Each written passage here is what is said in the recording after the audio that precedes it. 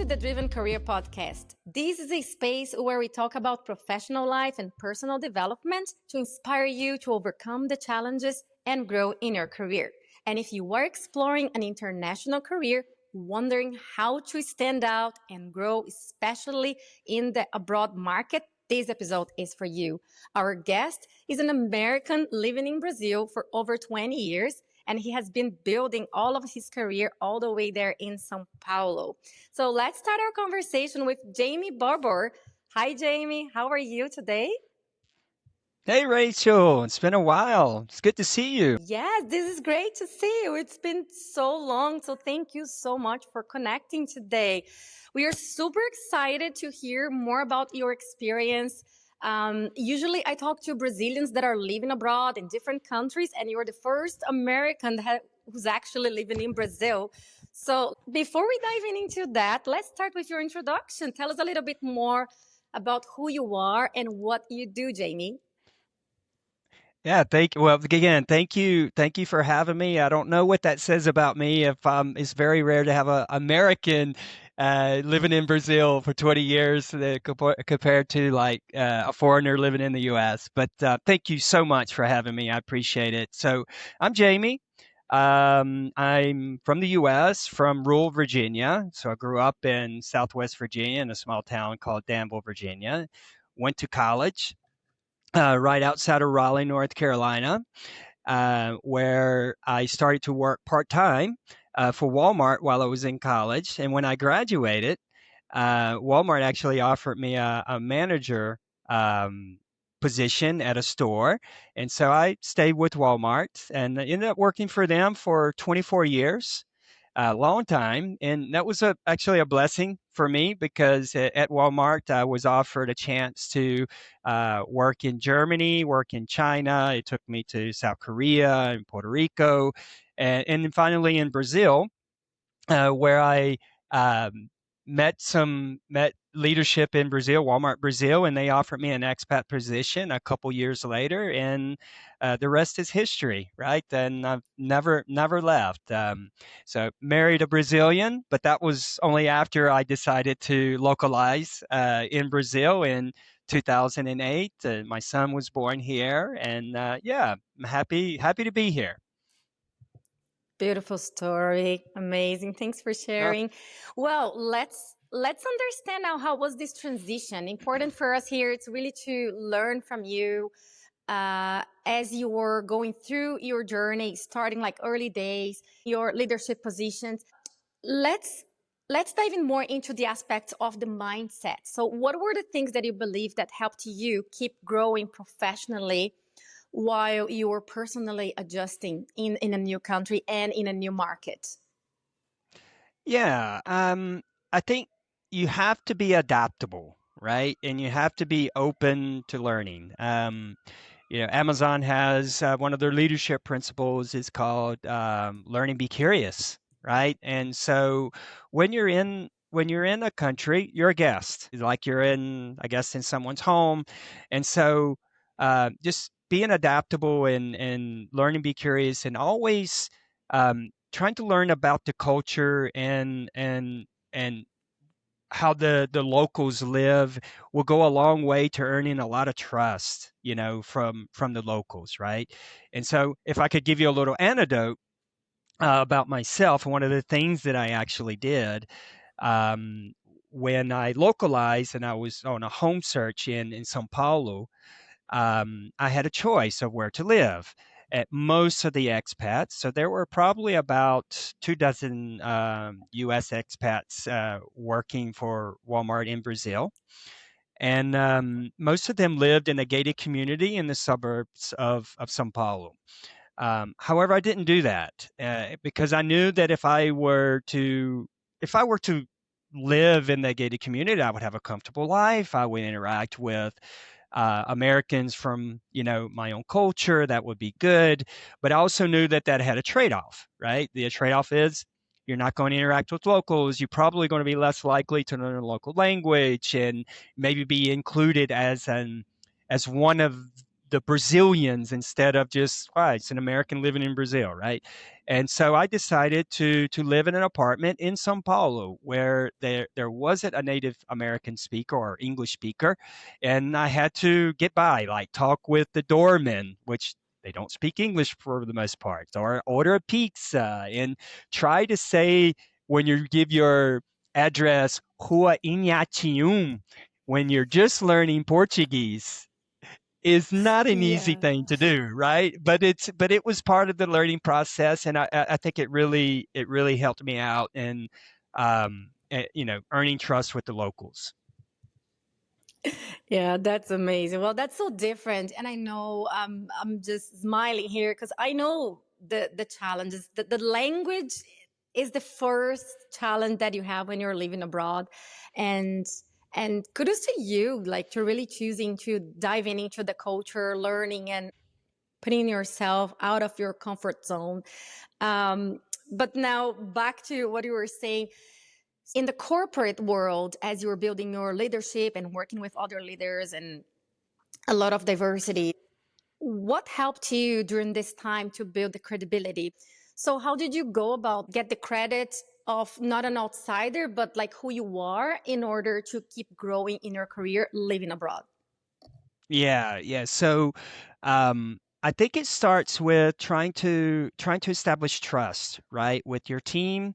So in my situation, I had a small team. It's like 4 or 5 people, and then I had colleagues, all of Brazilians, and so really showing them first of all that trying to learn their language, the local customs. Here in Brazil, I don't know if you know this, but soccer is pretty important, right? So choosing a soccer team and like joining in on the banter that you have between Brazilians when one team wins and one team loses, right? That kind of just brings you more in, and you kind of feel like more of they feel like you're part of them, right?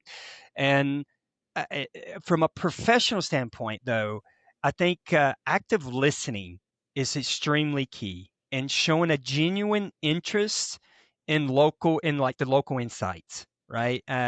Learning, be curious. I mentioned that it's extremely, extremely important. It's like, well, why is it like this, or why does this happen, right? And listening and in remembering the next time that it comes around, whatever that topic is, you remember what the topic was or what the answer is, and repeating that back to them will make them feel more like, okay, you have a connection with the team, right? You're part of them. And so I think if you with that and continue to have a growth mindset, like you're never stop learning. You're always trying to grow and learn about the culture and help your team grow. And I think that was part of the key to my success.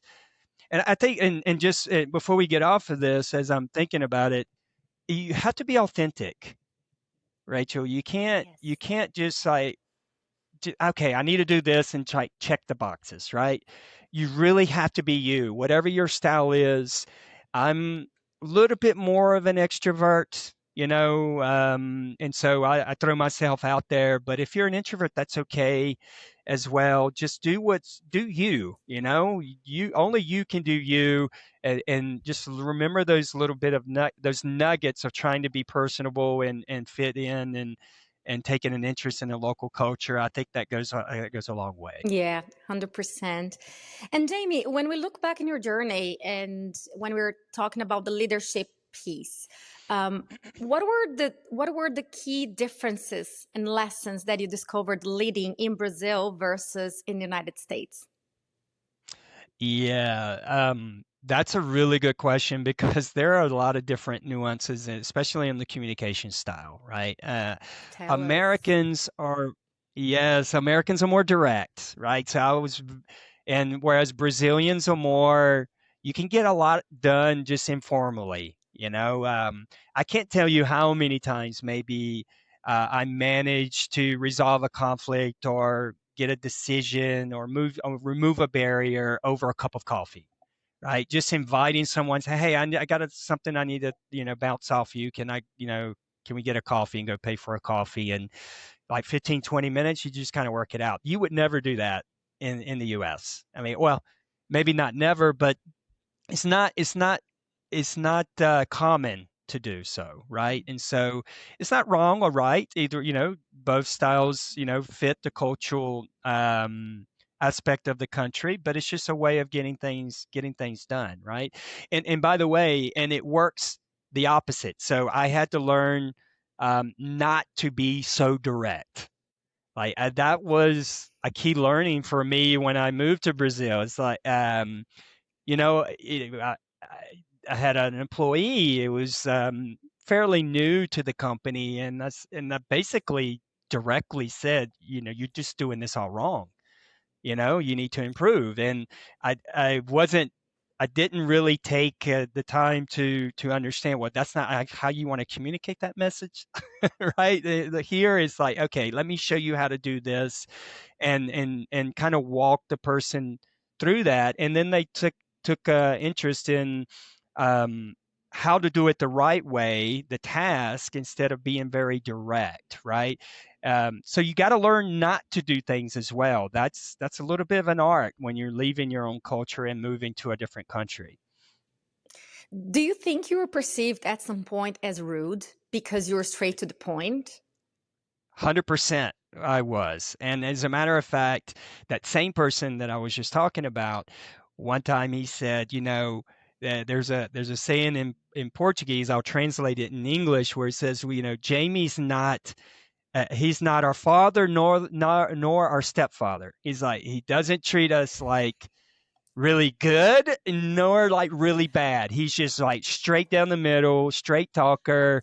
You know, I really, to be quite honest, I made a lot of mistakes, as we all do, right? I made a lot of mistakes in my first years, and I wasn't personable at all, to be quite honest. Oh. I would not go with the team.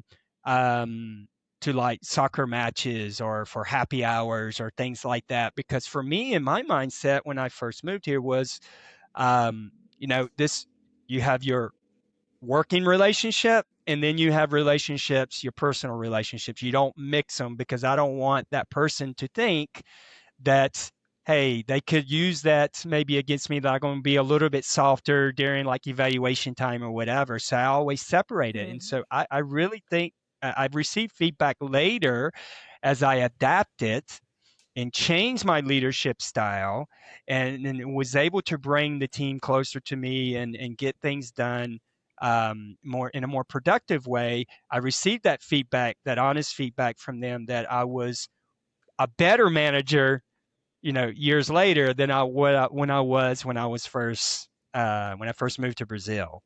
So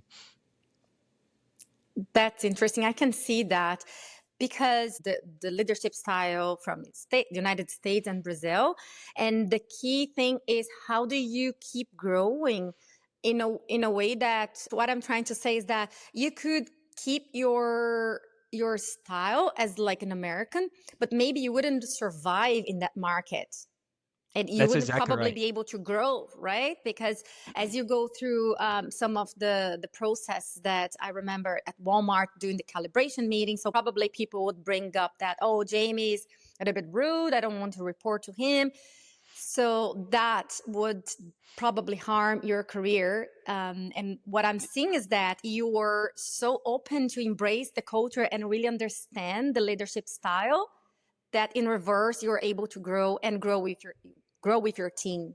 Yeah, yeah. That was right. As I mentioned, I did make some mistakes at the beginning, but I managed to be self-aware enough to understand that Yeah. this ain't working.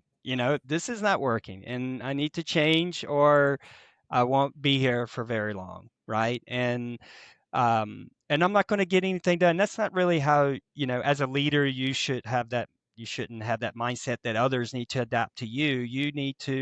You're in a different country, you're in a different culture. You need to adjust a little bit and adapt to theirs. Now, as I mentioned, you have to be authentic, right? And so, Yeah. some of the directness, I still have it, but it's just done with a little bit more tact and understanding that who I'm dealing with in the different culture, and you have a different, I would say, way to get things done the way that the Brazilian would like to get it done, right? And I mentioned, and so this is to make it even a tougher situation. I worked in Germany right before I came to Brazil, and so I was a year in Germany. So imagine going from that culture to Whoa. this culture. Yes. Yeah, so it was not easy to do, to have that switch, because I was coming from a culture where it's like very pragmatic, you know. Yeah. Oh wow. Yeah. Even like your challenge was just doubled. Um, it's interesting hearing all this because when I work with Brazilians coming to Canada in the case, it's very similar, right? And that's the opposite. That is exactly what I'm working with them in terms of how you communicate. Because here you don't have to go through things in a way that's so being so careful and trying to say things here and there to get to your point. You're doing an interview, you have to go straight to the point. You have like this limit time for an interview. You have to have a very clear and concise communication, opposing to what I usually see. The Brazilians usually tend to start their story like since from the time when they were born all the way to the time when they're doing an interview. So we need to kind of, and you know that, right? You know the culture, you know how that goes. So that's the first thing we need to work together. Hey, here it is. We have 45 minutes. You have 9 seconds to basically present yourself and get the first impression. So I know you're laughing because you know what I mean. And I know, and I'm just thinking, and you got to do all of that, like knowing that your meeting just started 10 minutes late, because meetings don't start on time in Brazil. And so it's like you got to, so it's all those different nuances, right? Where in the US, I was taught from a child, like if you're 5 minutes early, you're late, you know? And so in Brazil, if you're 5 minutes late, you're on time. And so it's a complete opposite. And so Yeah. it's Yeah, going that this through all this of those cultural nuances. piece. Yeah, go understanding and adapting to all of those nuances is, it's not an easy challenge, but if you can do it, you can come out, and have a rewarding career. That's the piece of being very open to adapt. Really, like you said, learning and adapting. I believe that's the best way to succeed wherever you go. So this is an episode that can serve to anyone across the globe, because I think that's the key thing. Like you come to a new place, you put yourself in a humble position to let me first understand what's going on here, how does it work, and then you Yeah. adapt to that culture and speak into the language, not only the actual language, but speaking to how the culture works. And speaking about that, Jamey, nowadays more than ever, there are so many opportunities for us to work globally. We can work either from Brazil to other companies across the globe or from anywhere. And that also means that the market is getting much more competitive. With that, what do you see that are the biggest opportunities for professionals that want to stand out in order to keep growing and stand out for this market? What are the major things that you see these professionals can leverage their advantage of working remotely? Yeah. So first of all, develop a global mindset. Period. That's the first one. You got to have a global mindset, and what I mean by that is, it's very easy for someone. Yeah, I'll take myself as an example. Rural Virginia, the city and the surroundings was my world, right? And it's hard, especially for Americans. If I could just be brutally honest, you're surrounded by two oceans, and you have Canada to the north, which speaks English, and you have Mexico in the south, and so it's not, you're kind of isolated from the rest of the world, so to speak, right? And so it's kind of easy to get locked in to that your world. Everything revolves around you and where you're at. Whereas if you have a global mindset and understand, like, you know, in my business, for example, how dollar, fluctuations impact, you know, imports and things like that. So you really need to understand the nuances to have a global mindset. If you're just focus on where you are in your local community, it's not going to help you, right? And then I think we talked a lot about adaptability, and I do think that there's something to that. Also, emotional intelligence. That's extremely important when Yes.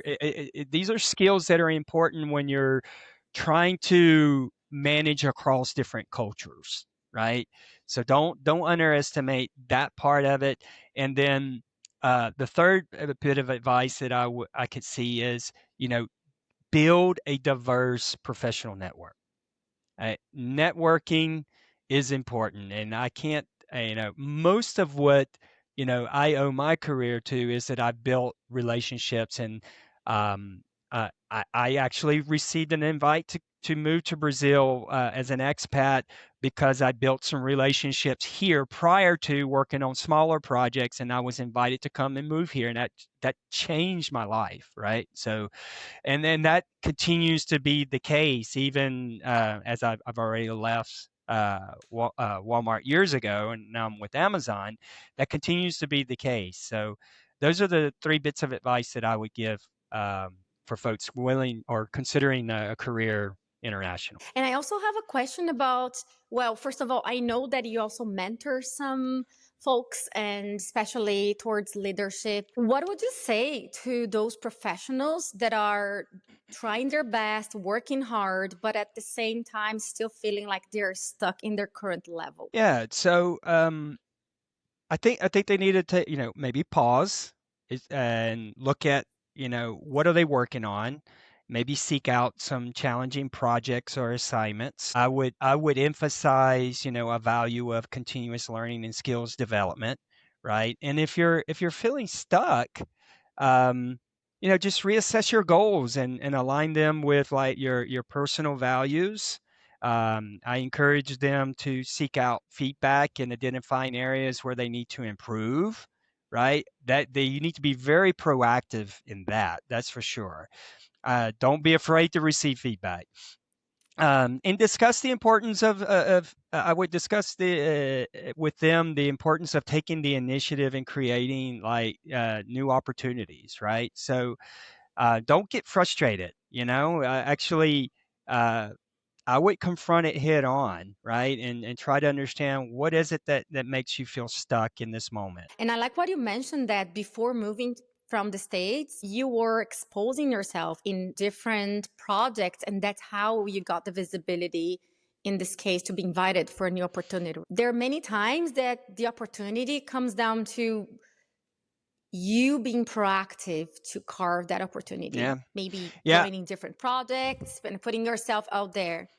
yeah. And I kind of got a story to kind of tie some of this together. What we were talking about earlier, and cultural differences and being direct and indirect. So my very first time in Brazil, I was assigned to help open it was a new store, and I was responsible for the technology, like to installing all of the systems in the store. And normally, when I would get to a project like this, most of the systems, the mainframe systems are already there and almost installed, maybe not a completely installed, but when I got there, there was nothing. There was nothing in the store. I mean, there's literally nothing for me to do. And of course, the store had this deadline. This guy shows up and he's asking questions about what am I doing or whatever. He worked for Walmart as well. And I asked him, well, what is your role? And he said, well, I'm the director of systems. And I'm like, where the hell's my systems? Then I'm glad you're here. You know, this is not here. This should be done. This should be done. This is not good. This is not good. This is before I even moved here, right? And I was furious. I'm going to be honest. I was furious. And so he was like, "Whoa, whoa, whoa, whoa, whoa. Wait a second. I'm with the company 3 weeks." It's like, "I don't know Mm. half of what you're talking about," right? And he's like, "I'm just here. I was just in the neighborhood and I wanted to drop by." And I was like, okay, took a deep breath, took a step back, and I taught him. I literally spent like the next 6 weeks. Every Saturday, he would come to the store and I would teach him about the different systems and how they connected to one another and the importance of getting the different systems ins at different times. And then that 6 weeks, I built a relationship, right? So I went from, you know, hitting this poor guy who has not been with the company for like 3 weeks to providing him some very valuable information, which would help him to have a, in his role to this whole conversation. Every single project after that, I was the only one that they wanted to come back to open that project. Like every single time until he was the reason why they made me an offer to become an expat because he wanted me here in Brazil, and it's all because of that one decision to help the person, right?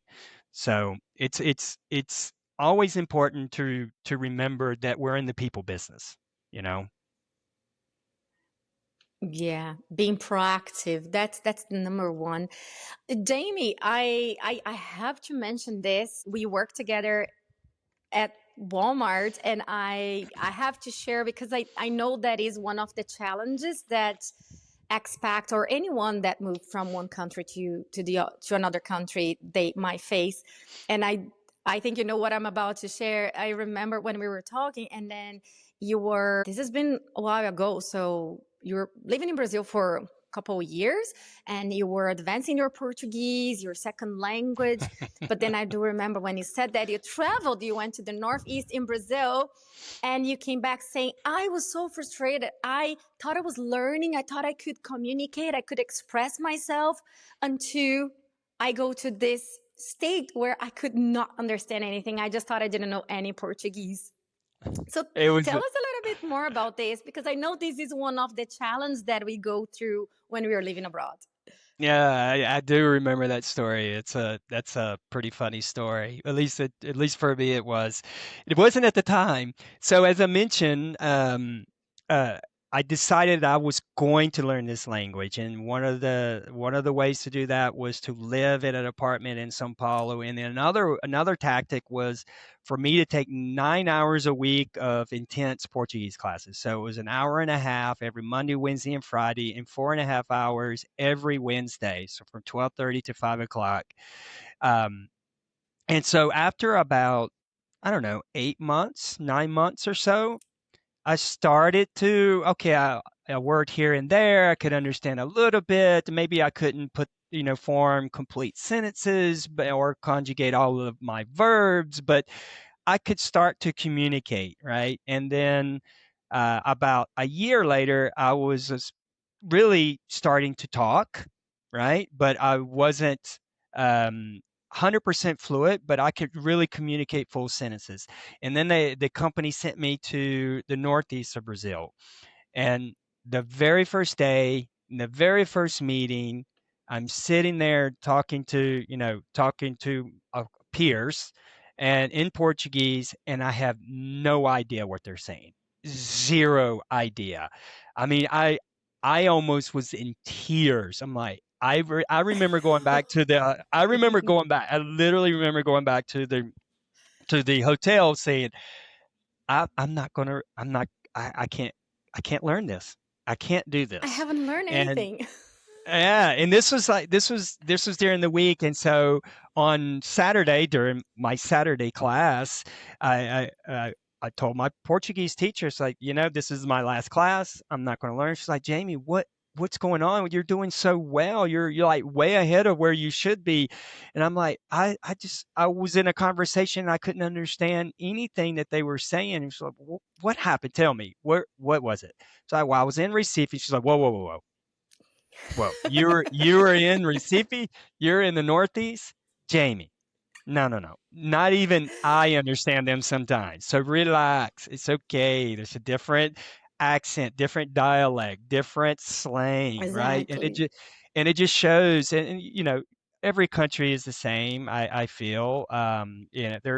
the culture and the language is so diverse, the mannerisms and the slang and everything. And in Brazil, it's even more so highlighted, I believe, than that of some other countries. But yeah, you can't you gotta you got to go with it. You got to go with the flow. And so she managed to talk me. Thankfully, she managed to talk me out of not giving up my Portuguese classes, and so I continued. Wow. Well, let's consider that you moved to a new country and you're not even probably not even speaking Spanish. Usually people have like a No, base of Spanish and they kind of like, "Oh yeah, I can speak Portuguese because I speak Spanish." And you're like going exactly from zero. So you're so brave, Jamie. well, I thank you. I appreciate that. And Yeah.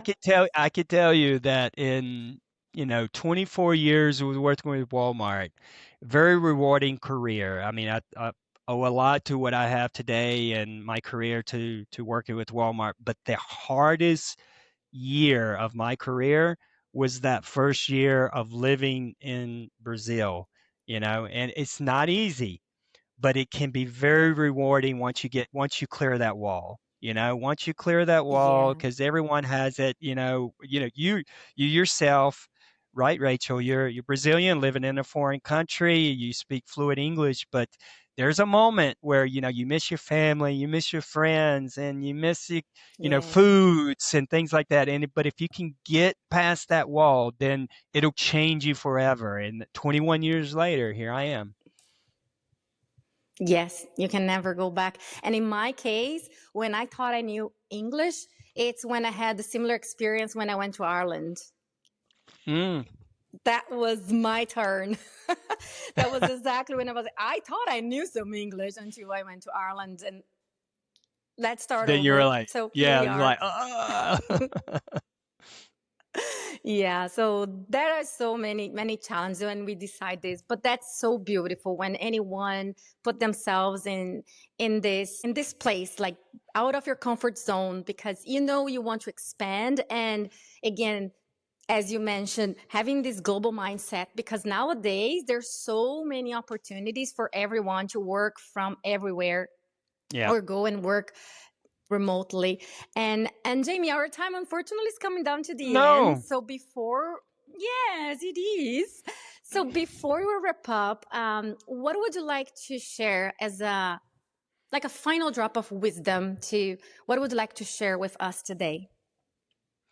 Yeah, well, hopefully, thank you for the question. Hopefully it's came out a little bit. I mean, we are in the people business. That's the mindset that I have is, empathy, building networks, and really emphasize um, stepping out of your comfort zone, right? Embracing the global opportunities. There are more opportunities than you have within, your zip code, right? So if you really you want to open up many doors and horizons, and have broader horizons, there are a lot of global opportunities out there as if you're willing to step out of your comfort zone. So take it, embrace it. Thanks for your encouraging words. Well, I love this topic. Thank you so much for sharing your experience about living your international career. Such a great conversation. And thanks for being here today, Jamie. So, if people want to connect with you, where they can find you online? Yeah, you can find me at LinkedIn. It's my name, Jamey Barbour, JameyBarbour. Easy to find.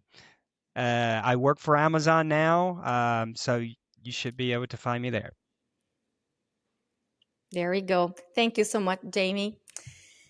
Okay, so thanks for you as well to joining us, watching this episode today. Jamie and I, we hope you felt inspired to take the leap. If you are dreaming about that international career, definitely put yourself out there, work around your networking, learning a new language if you already know which country you want to go, and expect to go through some challenges because they are part of the journey and you're just going to learn so much and just grow.